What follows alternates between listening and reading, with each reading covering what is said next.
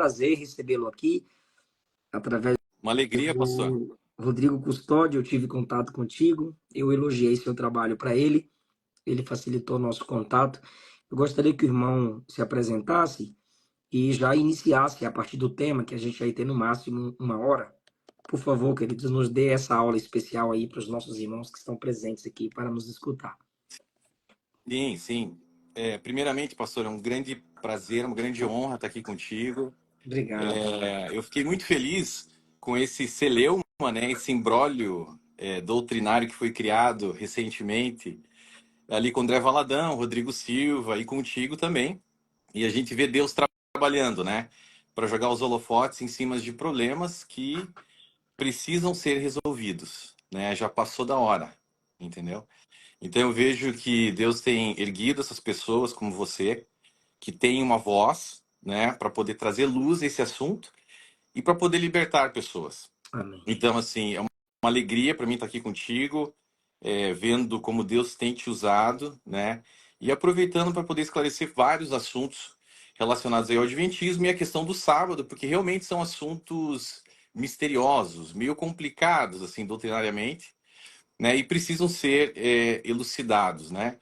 Então, na verdade, pastor, assim, ó, a questão do sábado é para que a gente possa entender como que surgiu tudo isso, né, na igreja adventista, né? Porque veja bem, a verdade mesmo, a realidade o adventismo no Brasil hoje é muito forte, muito forte. Aqui nos Estados Unidos nem tanto mais, né? Não é tão mais forte aqui, por quê?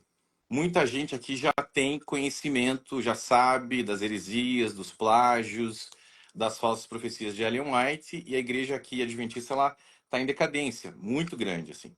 No Brasil isso não é tão difundido, né? Então é importante a gente falar sobre isso. Só que no Brasil e no mundo, quando um adventista sabe argumentar e chega com perguntas assim, ó, argumentos assim, ó, meu amigo, o sábado está nos 10 mandamentos, né?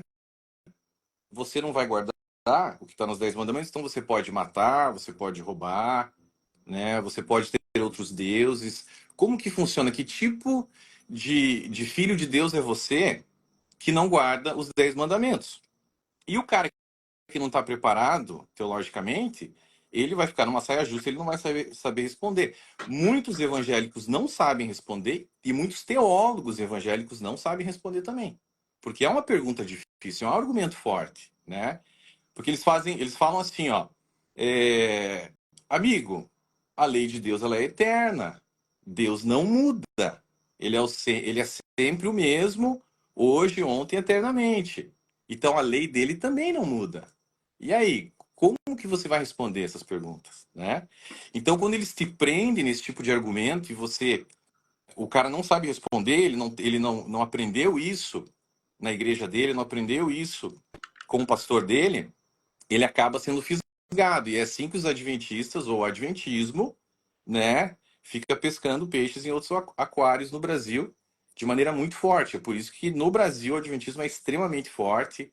E eu creio que é por isso que está sendo levantado esse movimento, né, em torno disso, para que a gente possa elucidar, descortinar o adventismo, né, que é o nome do meu livro, inclusive. Mas vamos lá, pastor. Para que a gente possa entender tudo isso, a gente precisa viajar um pouquinho no túnel do tempo e entender. Eu vi que você fez algumas lives muito interessantes sobre o juízo investigativo, né?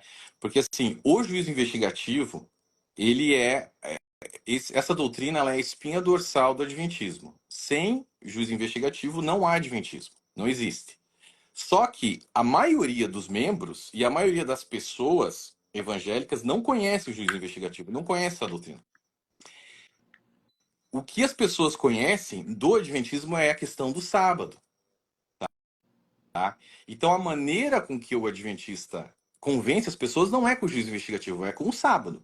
Só que o sábado ele está completamente ligado ao juízo investigativo, dentro da doutrina adventista. Mesmo que os membros não saibam disso. Tá? Mas lá atrás, quando você vai na história, você vai entender o que aconteceu ali. Então, por exemplo, eu Você não... sabe disso por experiência, você sabe disso por teoria, por pesquisa? Pelo menos duas eu queria a resposta. Teoria, pesquisa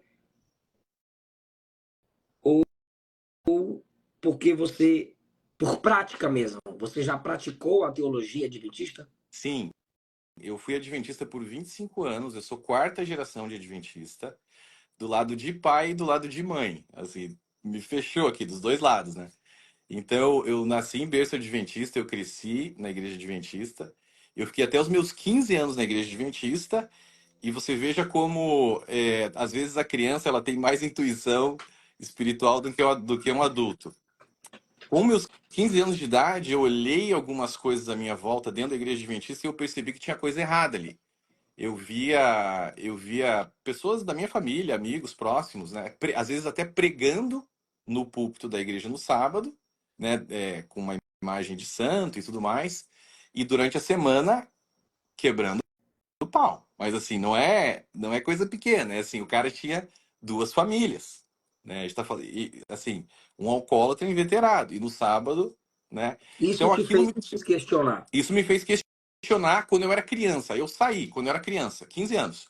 Eu voltei com os meus 32 anos de idade e entrei de cabeça. Por quê? Porque eu sentia falta de Deus, eu queria voltar para a presença de Deus. Mas tudo que eu conhecia, para mim, Deus era a igreja adventista, entendeu?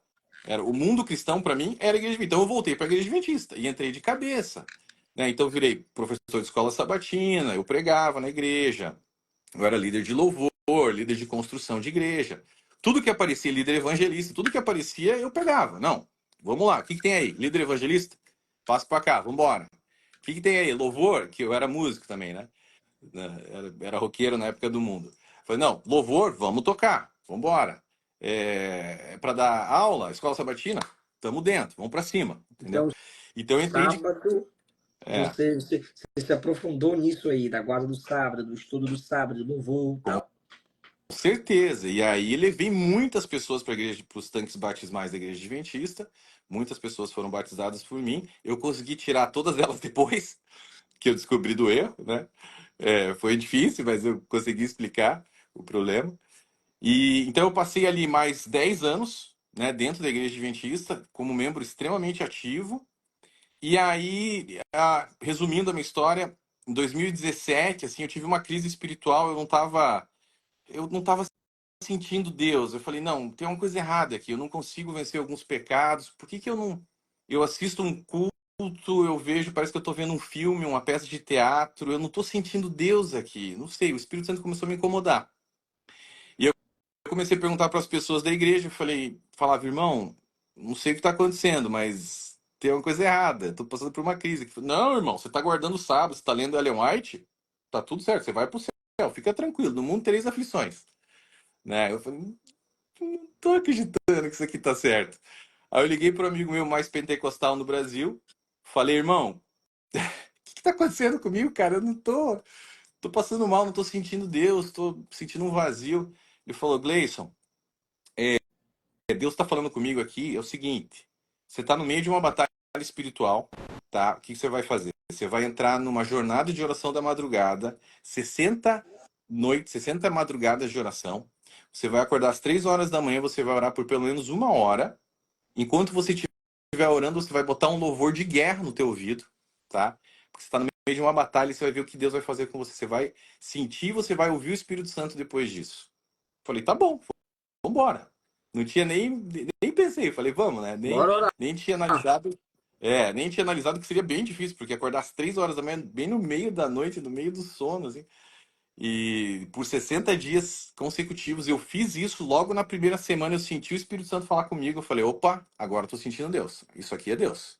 Entendeu? Esse cara, meio que, ele teve muita sabedoria. Ele me ensinou a ter um relacionamento com Deus. Ele sabia que eu tava numa seita. Ele sabia, mas ele não tinha me falado. Ele falou, ó, ele me ensinou um outro caminho. Tem um relacionamento com Deus e aí Deus vai te mostrar, né? E foi isso que aconteceu. Entrei nesse relacionamento pesado com Deus. Deus me deu um sermão para entregar para a igreja adventista em 2 noites. Eu escrevi o sermão, finalizei os 60 dias de oração da madrugada, entreguei a palavra na igreja no sábado. A palavra caiu como uma bomba na igreja. O título do sermão era Autoridade Espiritual e Intimidade com Deus. Era um tema que os adventistas não estão acostumados a ouvir, assim, né? Eles escutam mais sobre o sábado e tal. Então aquilo, assim, deu uma Eu senti os legalistas rangendo os dentes, assim, foi um negócio bem forte, mas muita gente sentiu o impacto. Eu saí desse sermão, desse culto, senti de fazer um jejum de 5 dias só na água, fiz o jejum, entreguei o jejum na quinta-feira. Quinta-feira à noite abri a Bíblia, fui estudar a Bíblia, só eu e Deus, só eu e Deus. Abri no livro de Hebreus, Hebreus. Hebreus 10, 19, um texto que eu já tinha lido tantas vezes. Eu li aquilo e falei: o que está acontecendo aqui? Esse juízo investigativo não pode ser verdadeiro. Porque Paulo está dizendo ali que nós temos que ter ousadia para entrarmos nos Santos dos Santos. Como que ele está falando isso? Desde aquela época dele, se Ellen White diz que essa porta para o Santo dos Santos só se abriu no dia 22 de outubro de 1844.